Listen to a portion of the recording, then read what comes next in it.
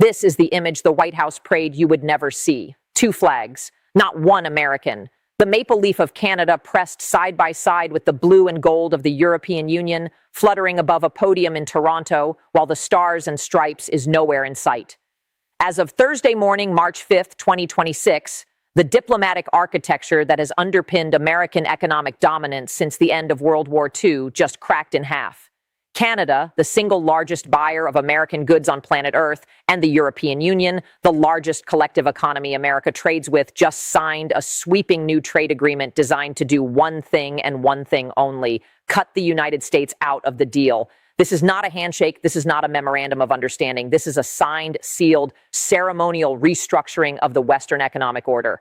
Trade Minister Maninder Sidhu of Canada and EU Commissioner Maros Sefcovic put pen to paper in Toronto on a package of expanded trade provisions, a brand new digital trade agreement, investment dispute mechanisms, and mutual recognition protocols that together represent the most aggressive pivot away from the United States by two allied nations in modern history. And it is happening while America is still reeling from the Supreme Court, striking down the president's tariff authority, while the White House scrambles to replace $175 billion in unconstitutional tariffs with a shaky 150-day stopgap, and while consumer prices continue to climb because of 18 months of trade chaos. We are talking about $719 billion in annual U.S.-Canada trade now under threat. We are talking about $883 billion in annual U.S.-EU trade being rerouted. We are talking about the two pillars of America's export economy locking arms and walking toward the exit. In this special report, we are going to break down exactly what was signed in Toronto. We are going to explain how Trump's tariff war created the conditions for this betrayal. We are going to show you the industries that will be devastated. And we are going to answer the question that nobody in Washington wants to ask out loud. Did America just lose its two biggest customers? Buckle up. The post-American economic era may have just begun. To understand why Canada and the EU signed this agreement right now, on this specific week in March 2026, you have to understand the wreckage of the past 12 months. Go back to February 2025. Donald Trump, fresh off his inauguration, declared a national emergency over fentanyl trafficking and invoked the International Emergency Economic Powers Act to slam 25% tariffs on virtually everything Canada ships to the United States. Oil, lumber, steel, aluminum, auto parts, agricultural products, the works. Canada retaliated immediately. Prime Minister Mark Carney, who came into office running explicitly on the platform of standing up to Trump, launched counter tariffs worth $30 billion in Canadian goods. That number expanded. Within weeks, it hit $155 billion in retaliatory measures. The EU was not far behind. When Trump hit European imports with tariffs, Brussels announced $28 billion in retaliatory duties targeting American bourbon, motorcycles, agricultural equipment, and consumer goods. The tit-for-tat escalated all through 2025. Trump threatened 50% tariffs on Canadian steel. He imposed 25% duties on all foreign automobiles. He warned on Truth Social that if the EU and Canada dared to cooperate against the United States, he would impose tariffs, and I quote, far larger than currently planned. That threat was issued on March 27, 2025, almost exactly 1 year before this agreement was signed. They called his bluff.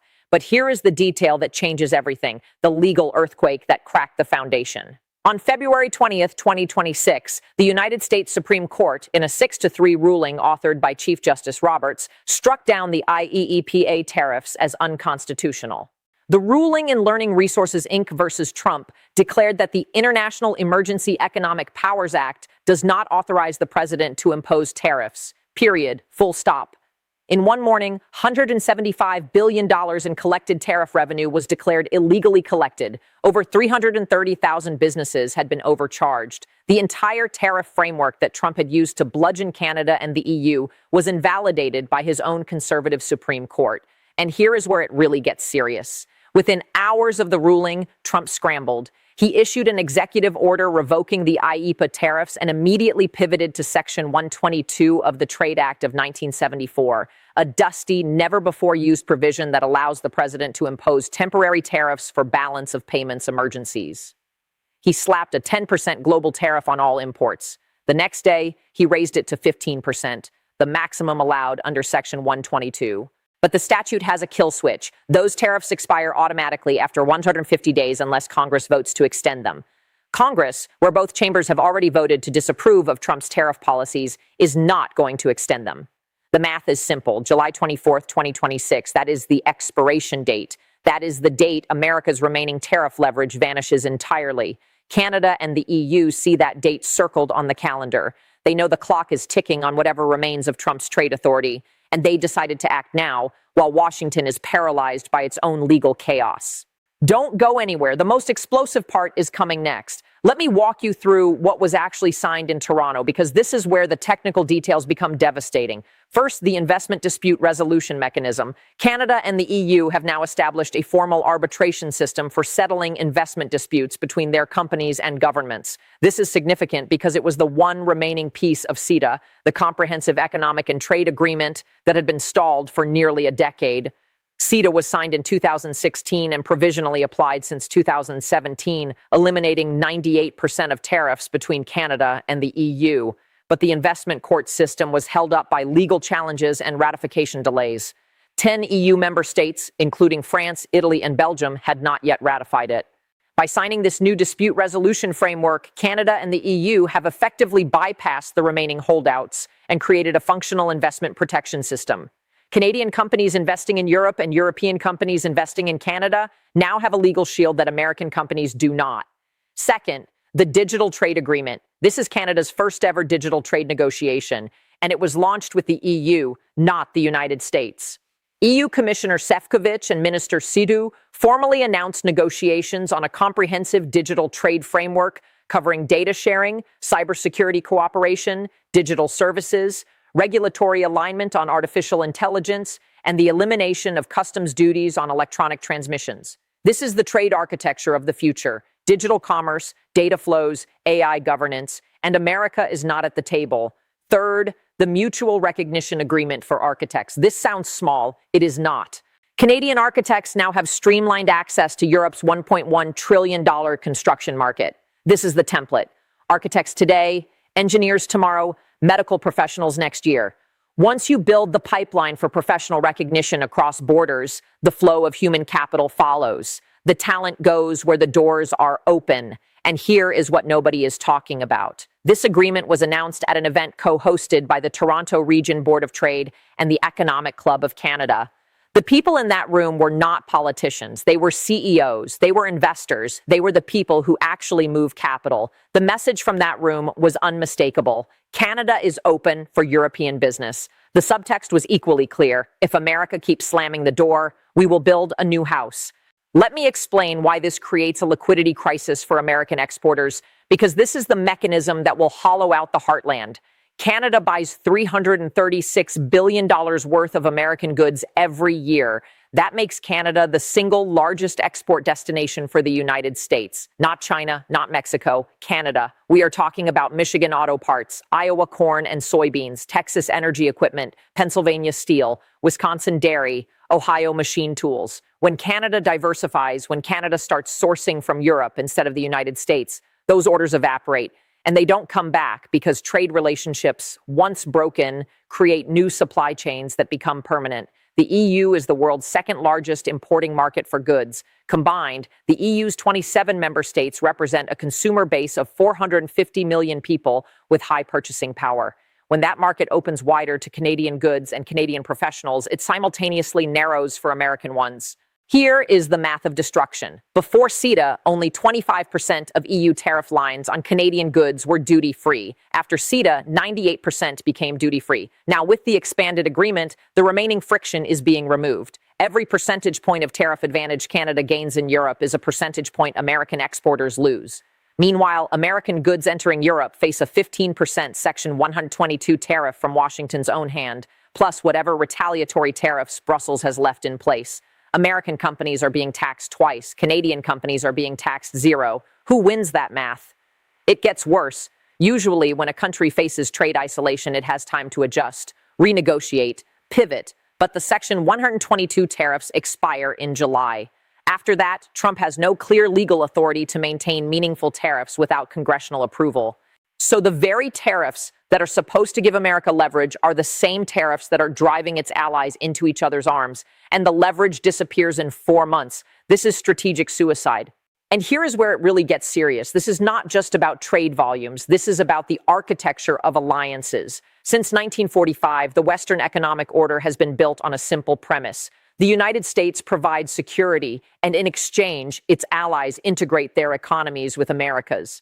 NATO protects Europe. NORAD protects Canada. The dollar denominates global trade. American companies get preferential access. That bargain held for 80 years. It survived the Cold War. It survived 9/11. It survived the 2008 financial crisis. It did not survive the tariff war. When Trump told Canada, "You are not our friend, you are a trading adversary," he broke the social contract. When he threatened to annex Canada, calling Prime Minister Trudeau a governor, he humiliated a sovereign ally. When he slapped 35% tariffs on Canadian goods in August 2025, he forced Canada to look for new partners. The EU was waiting with open arms.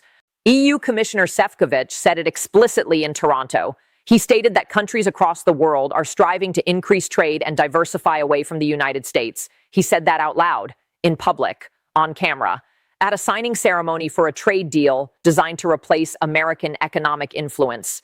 Let that sink in. America's closest allies are publicly diversifying away from the United States, and they are not even trying to hide it. Sources inside Global Affairs Canada describe the mood as one of grim determination. The days of hoping Washington will return to sanity are over. Canada is building a post-American trade infrastructure, and the EU is helping them do it. The Carney government has staked its entire political identity on this pivot. Carney, the former governor of the Bank of Canada and the Bank of England, the only person to ever run 2 G7 central banks, understands global capital flows better than anyone in Western politics. He knows that if Canada remains 72% dependent on American exports, it is economically hostage to whoever sits in the Oval Office. The diversification strategy is not a negotiating tactic, it is a survival plan. But here is the catch that makes this a constitutional crisis, not just a trade dispute. Under the USMCA, the United States-Mexico-Canada Agreement, the 3 North American economies are supposed to operate as an integrated trading bloc. The USMCA comes up for mandatory review in 2026, this year, right now. If Canada walks into that review with a freshly expanded European trade deal, with a digital trade agreement that bypasses the United States, with investment protections that American companies don't have access to, the negotiating leverage flips entirely. Canada can say, "We don't need the USMCA anymore. We have alternatives. You need us more than we need you." And the numbers back it up. Canada supplies 67 to 68% of all crude oil imported by the United States.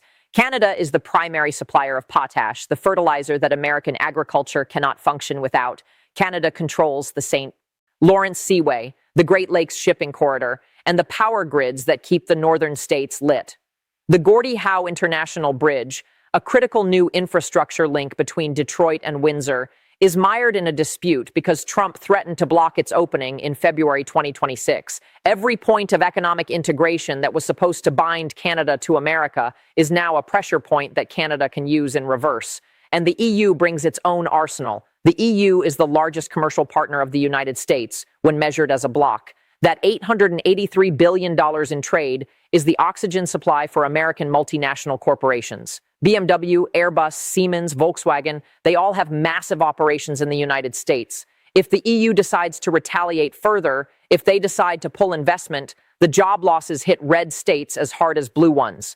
German auto plants in South Carolina, French pharmaceutical facilities in New Jersey, Dutch chemical operations in Texas. The EU-Canada alliance is a pincer movement, one from the north, one from across the Atlantic, and Washington is trapped in the middle, fighting with itself over whether Section 122 is even constitutional.